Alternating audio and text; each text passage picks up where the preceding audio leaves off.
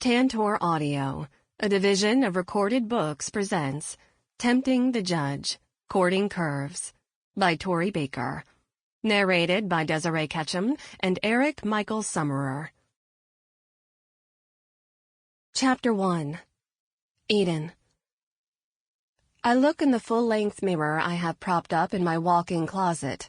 The true selling point in my condo, because let me tell you, the bedrooms are teeny tiny, to the point where the only thing that fits in mine is a queen-sized bed with a nightstand on either side. Not even a dresser could work anywhere in the postage stamp of a room. The second bedroom is a makeshift office/library, more for books than work any day of the week. I do enough of that well, at the work. My golden-colored hair is perfectly in place. An inverted low bun, upswept hairstyle, not a lock of hair out of place. It can't be a hindrance while at work. The understated makeup I put on took me less than 10 minutes to do. The majority of that time was spent on my eyelashes, curling them, coating them in a thick layer of mascara, taking breaks in between and switching out different brands of tubes as well. A pair of pearl earrings are adorning my first hole, leaving the second empty.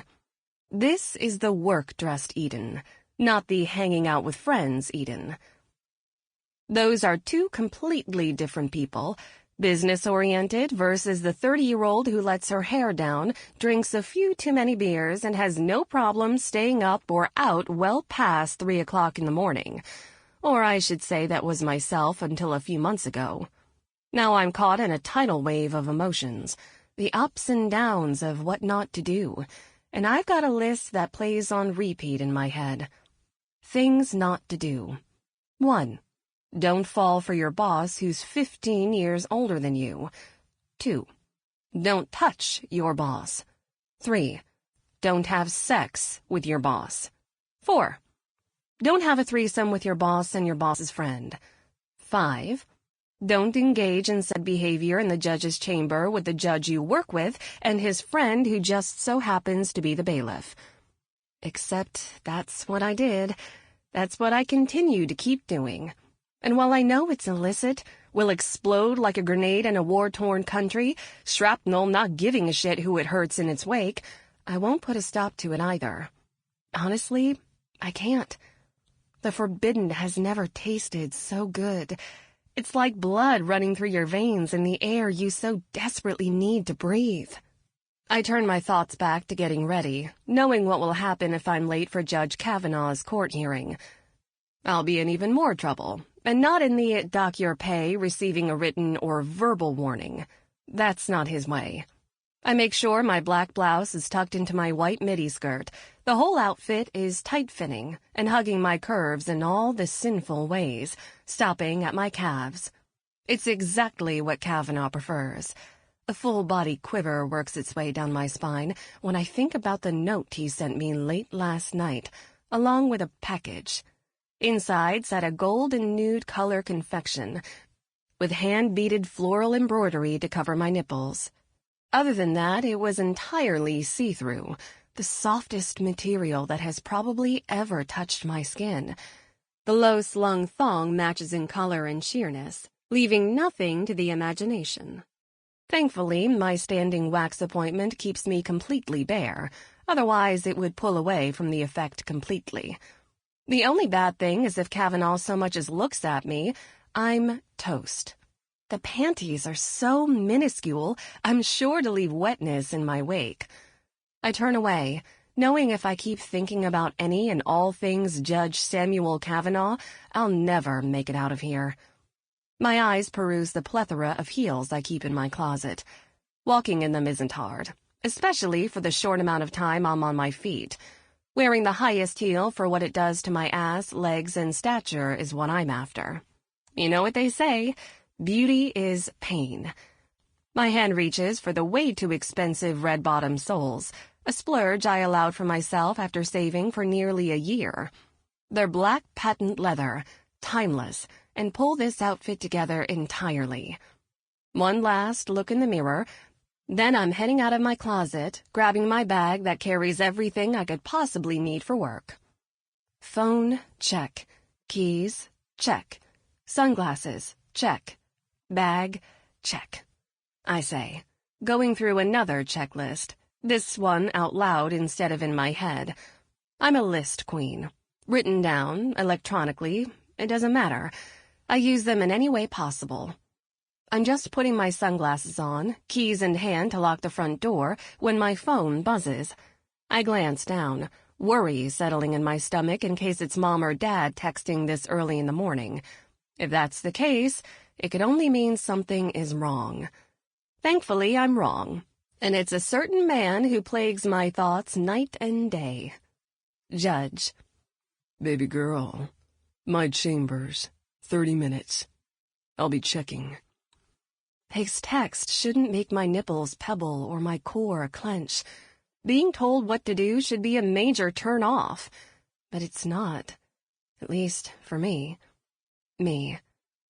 And if I don't do as I'm told? Judge. My hand will be meeting your ass, over and over again. I don't respond. That's an answer enough from him. I need to get my butt moving. I'm already pushing it. The last time Kavanaugh doled out a punishment, it was not easy to sit for the rest of the day, though the orgasm he gave me afterwards made it completely worth it. He may be 15 years my senior, a man of authority, dominating in bed, a complete and total hotshot of a judge, commanding a room with one look. Yet I'm the one he wants. Chapter 2. Kavanaugh. The clock in my chambers ticks the seconds away, winding down the minutes until Eden is meant to be here. A hopeful part of me craves she'll be late. There's an itch in the palm of my hand that is ready to land on her ass and pussy, seeing her milky skin turn a pretty shade of red, knowing she'll feel me the rest of the day. I settle back in my chair. Looking over today's schedule is doing nothing to deter me from what I've got planned after work. The last time we had Tyler join in our fun, my hips were pistoning back and forth, the tight clench of her pussy attempting to pull the cum out of my body long before I was ready. That's not where it ended, either. She was bent over at the waist. My hand was in her hair, holding it in a ponytail, manipulating how she worked her mouth on Tyler's cock. Rules are necessary when it comes to bringing someone else in. She and I made sure they were in place. No way would he have his cock in her pussy or her ass. Hands and mouth were okay, and I had no problem with his mouth on her tits, sucking the sweet berry-ripened tips, or him lapping at her clit while I took her lips with mine. More than that is not happening, especially his mouth on hers. Not a fucking chance. After work today, it's going to be something different. A fantasy of Eden's that will be played out, so long as she's not late getting here. A knock interrupts my thoughts. I check the time on my computer. There's only one person I know who would slide in with less than a minute to spare. Enter, I tell the person on the other side of the heavy wood door, clicking the button that unlocks it beneath my desk. Tyler does his job, opening the door for Eden, then closing it just as quickly. Some things are better kept away from prying eyes. I watch as a blush darkens her cheeks, head dipping low in order not to make eye contact with him. Fuck, I hope Eden never loses that innocence about her in public, because while she's prim and proper for the world to see, my baby girl is something spectacular to watch behind closed doors. Pushing it, I see. She drops the handle of her rolling bag to the side of the door, walking slowly to me with a sway to her hips, unknowingly so. The beauty of Eden is that she doesn't know how gorgeous she is. Her hair is up in a tight professional hairstyle. When it's down, well past her shoulder blades, the color is a soft brown with blonde throughout, straight with not a hint of a wave or curl. Eden curses about it often, the fact that it doesn't matter what she does. Holding a curl is impossible, even after a night of my hands delving into the locks. What does take a beating are her pouty lips, plumper than usual, unlike this morning, a hazard from Eden not staying with me last night. A meeting with the district attorney and friend, Oath Larson, had me canceling plans with her. It seemed he needed advice. Judging by the way he couldn't keep his eyes off the bartender, it wasn't hard to tell what has him tied in knots. Not that I was in a position to give him any. When I told him about my and Eden's relationship, the arching of his eyebrows was his only response. We shared a few drinks between friends, shooting the shit while we talked quietly at the bar that's known to have cops, lawyers, judges, and the lot hang there frequently. As for now, I'm keeping the relationship between Eden and myself a secret for a multitude of reasons. I'm technically her employer, which is a conflict of interest, to say the least. Not to mention I'm 15 years older than her. I don't see a problem with our relationship. Others will, though, especially at the courthouse. A few hours later, Oath and I called it a night. Since it was too late to call Eden or head over to her place, home was where I went. That didn't stop me from sending something to her house with a written request. Maybe. How are you this morning, Samuel? She stops in front of my desk, running her hands down her skirt. My eyes clock in on her curves, her hourglass figure, breasts that barely fit in the palm of my hand, slim waist, rounded hips, a peach-shaped ass, and thick thighs that make my mouth water thinking about the way they press against my ears when I'm eating her pussy. I'd be better if you weren't standing over there and were sitting here, showing me if you've been a good girl or not. I push my chair out, giving her the room she'll need to make her way to me. And how are you this morning, Eden? She places one foot in front of the other, the tight skirt showcasing her body. I almost hate what Eden is wearing, giving this view to other peeping eyes, men and women alike. It's been full of surprises, that's for sure. Is this where you want me, Judge Kavanaugh? Her body is right in front of me, hands behind her on the desk, holding it tightly, knuckles turning white as I move closer. My fingers inch up the skirt that stops below her knees. A slit in the back allows her to walk with ease while giving any passer-by a peek of her shapely legs. This is exactly where I want you, Eden Powers. Now, let's see if you did as you were told. The tips of my fingers start below her knees. I watch as more skin becomes visible, as shapely calves give way to her thighs, so close to where I want my mouth. Sadly, there won't be enough time for me to fuck her pussy with my fingers, let alone my tongue, or for us to clean up and make it inside the courtroom. I should have demanded her here earlier. If I did that, though, she'd have had to wake up even earlier, and Eden is not one to be woken up at an ungodly hour. Samuel. I pull her away from the desk, the fabric bunching around her delicious ass. She looks perfect the way she is right now. It's not stopping me from running my hands around the back of her thighs, going beneath the skirt, cupping the cheeks of her ass as I pull it the rest of the way up. Baby girl. My nostrils flare. I'm at a crossroads, wanting my hands on her ass, yet dying to feel the wetness that's coming to light when the fabric finally gives way and is bunched up around her stomach. I do the next best thing, dipping my head, smelling the scent of her arousal, tonguing her slit through the thin, flimsy fabric. She was, in fact, a good girl, wearing what I sent over. She and I both will be reaping the benefits of this reward. My mouth covers her center while I keep hold of her ass, using my hands to lift her up until she's on the edge of the desk, legs opening for more. Of course, that's when there's another knock on my door. This one not announcing someone's presence, but instead giving me a heads up that it's time to wrap up my time with Eden. No, no, no, Eden bemoans when I pull away. We'll both be left wanting one another, her with wetness coating the lips of her pussy, and me with my cock so hard it's a damn good thing I'll be wearing a robe. Later. Now be my good girl and get ready for court. I stand up from my seat and help Eden down, this time keeping my hands off her body. If I were to touch her, we'd be late to court, and that's hard to explain when it's the first hearing of the day. You're a tease, Judge Kavanaugh. I have no doubt that you timed this all out. She shimmies her skirt down. Not only am I unimpressed, my cock is as well. Soon, Eden, soon. I've yet to kiss her. Tasting her lips between her legs was my priority. I dip my head, mouth still wet from licking her only moments ago. This way we both get her flavor, and I'm not sure which I prefer more, Eden's pussy or her mouth. It's a good thing I get them both. Another knock on my door has our kiss ending too soon. I hate early court hearings. I chuckle at Eden's antics. Knowing her, she's yet to hit her caffeine quota for the morning. It doesn't matter the form, coffee, tea, soda, or energy drink. You picked the wrong career. Check the fridge.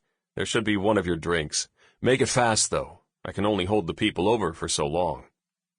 She walks her fine ass to the mini fridge in my chambers and bends over, giving me a view of her ass, and now I'm cursing the fact that our schedule is full this early, too. I know, yet here I am, she replies. I shake my head, watching as she takes the first sip of her preferred watermelon-flavored energy drink. And I'm enjoying every minute of it, too. The smile she gives me tells me Eden is all the answer I need. Chapter 3. Eden. I received one last kiss from Kavanaugh once my energy drink was finished, a whisper in my ear that I should be prepared to stay late tonight, and that he has another surprise for me that doesn't include the expensive, delicate fabric I'm currently wearing. It was hard to leave him after that, wanting to know what the surprise was going to be, the excruciating need to question what exactly his plans were. What can I say? Surprises are hard for me. Not in the way that I don't like them. Believe me, I do. The hard part is not knowing. When he smacked my ass while on my way to leave his chambers, it didn't help either. It was the nod to the bailiff, Tyler, who in turn had a smirk on his face that had me scurrying to my workplace. My mind has since created a variety of ideas that Samuel Kavanaugh would make up. It's been 4 months since we started this somewhat illicit affair. It started with a few lingering glances from him sent my way, a touch here and there. Then he was asking me to his chambers. We took off from there. One dinner out turned into another, then another, neither of us wanting to leave each other's presence at the end of the night. The way he seemed to know exactly what and who I am, a woman who can drop her inhibitions with the right man without feeling like I'm someone less. Samuel had my back pressed against a brick wall after a night out in a smaller town, where we were both nobodies with nothing to lose should someone stop us. You see, Judge Samuel Kavanaugh is well known in our community. The fact that it's frowned upon for a court reporter and judge to have a relationship sucks. Believe me, my boss, Cam Turvis, stated it very clearly while going over the contract. To me, it's hard to do anything or lean a certain way when you're literally typing the report. A few dates in is where Judge Kavanaugh became Samuel to me. The judge is the man, and the man is the judge. There's no changing or denying it. Not that I would want it any other way. I'm slowly falling in love with every facet of him. The dominant man awakening cravings in me that one would only think about having in her wildest dreams, yet Samuel makes them come true. That was 4 months ago. Our relationship is still on the quiet side of things, especially after I reread my contract I signed in front of Cam. She still annoys me till this day for no other reason except she walks around with her nose tipped up like she's better than the rest of us. Which sucks because it means we have to keep things hush-hush. A total bummer, but there is no way either one of us is willing to go without the other. It leads us to hiding in plain sight. Sadly, my contract is for a year, which means I have too many months left to count. It's a waiting game, one that I loathe entirely. But it's either that or I try and transfer to a new courthouse, or be reassigned to another judge here. Neither of us wants that. So here we are at a stalemate. The one thing I'm worried about is that maybe I'm feeling more than Samuel is. I like to think that's just my overactive imagination, except besides dinners at his house, restaurants, and spending the night, there's been no talking about where this is going. And I'm the one who's falling for the man who doesn't mind sharing certain parts of my body with Tyler, his preferred bailiff. Don't get me wrong, it's hot. Scorching hot. There is nothing like having a man sliding in and out of you, skin on skin, holding your breasts, offering them to another man while he takes turns sucking on one, then the other, his other hand sweeping over your clit, heightening your pleasure. It requires a trust that is most definitely earned, which is why I'm having all of these doubts. Would he share me if he loved me, or wouldn't he? Either way, I'm going to have to set time aside for us to truly talk. Which is another problem, because the second we're behind closed doors, our clothes come off, our hands, mouths, and limbs are in a tangle with one another until both of us are completely wrung out and sleep is taking over. This weekend will be different. Well, after whatever surprise he has planned. Afterwards, I'll confront my insecurities, because that's what they are. Mine and mine alone. I get lost in my work, which is better than rethinking everything else that's rattling around in my head, listening with my ears while watching the inner workings of the courtroom. Today it's a hearing for a contested will. It's sad the things you see day in and day out. People's lives taken for granted. Fighting over this or that. It seems no one knows how to get along anymore. It's a rare occasion when both parties settle, and if that's the case, I'm rarely needed since all that's needed is a signature from the presiding judge. We'll take a brief recess for lunch. If you'll notate, Miss Powers, that court will resume in 1 hour from now. I nod and finish typing what I need to do on my stenograph.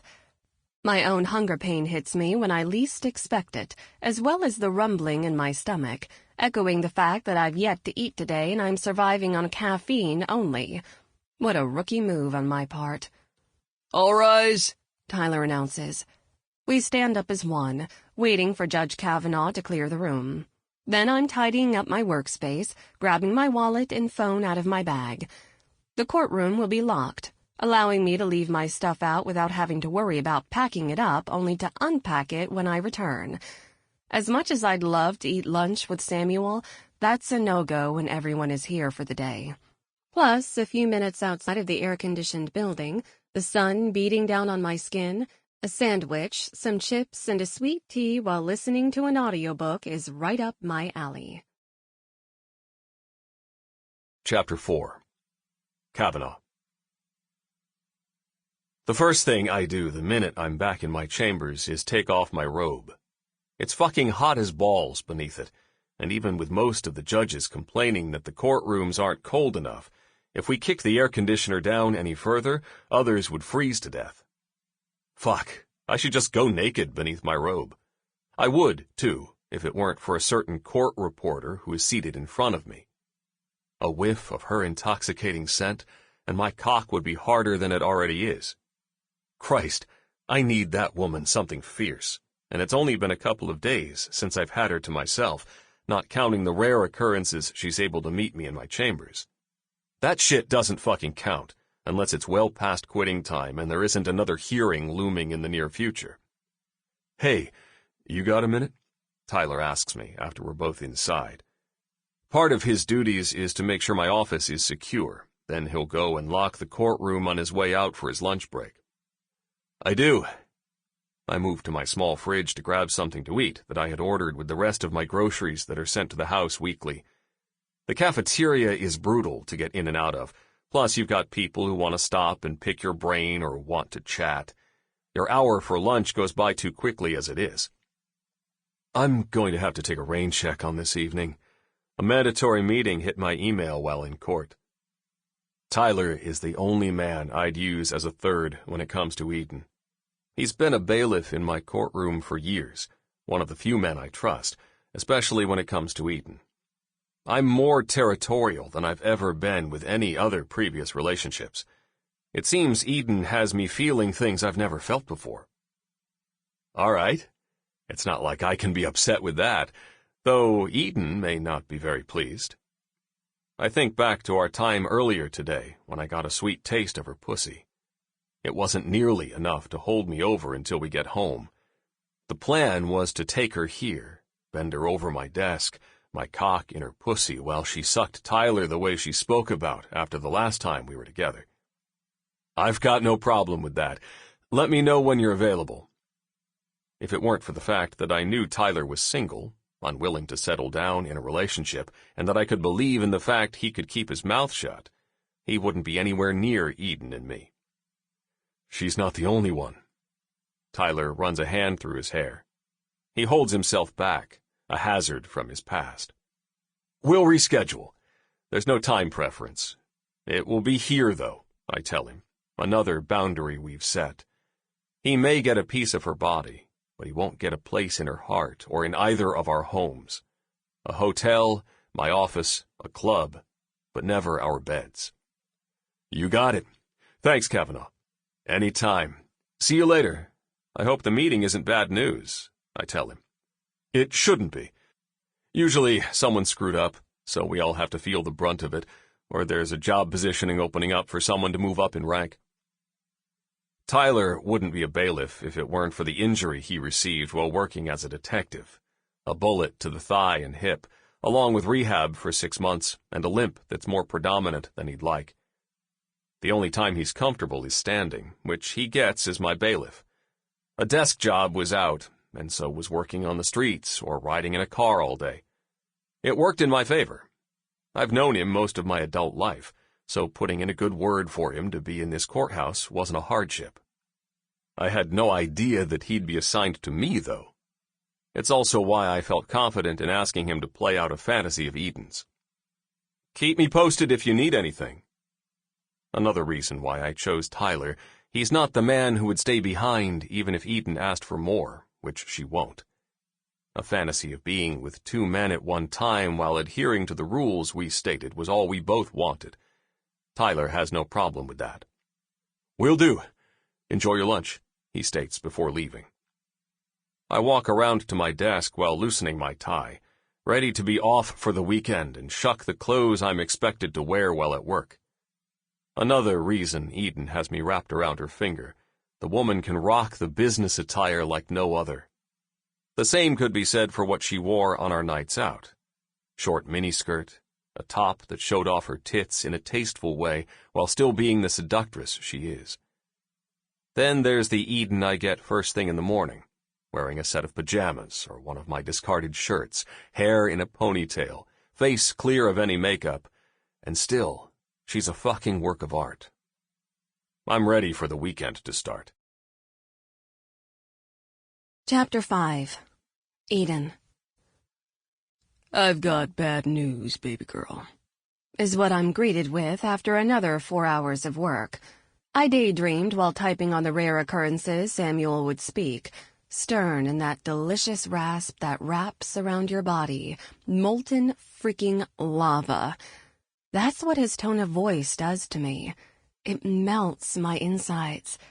I can only imagine what it does to other women and men in the courtroom when he commands the place with one word. I'm not sure you're capable of giving me any bad news as long as it means I'm not spending another night without you. I sit down in the chair in front of his desk. Tyler did us a solid before leaving and made sure the room was clear so I could sneak back here while Samuel wraps things up for the day.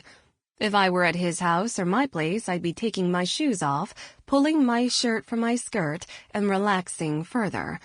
Since we'll eventually have to leave and keep up with appearances' sake, it's not going to happen, sadly. Well, I had a plan.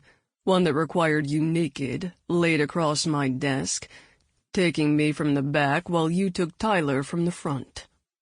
My core clenches as a visual plays out in my head, my naked and slick body sliding across the desk with every deep thrust of Kavanaugh's hips, wondering how I'd take Tyler with my mouth or with my hands. Either way, I know he'd make sure it would work in all of our favors. That can still happen, obviously minus one person. I swear all day, my desire has been on a slow simmer, And now that it's only the two of us, I'm about to get on my knees to beg for what my body is. Sample complete. Ready to continue?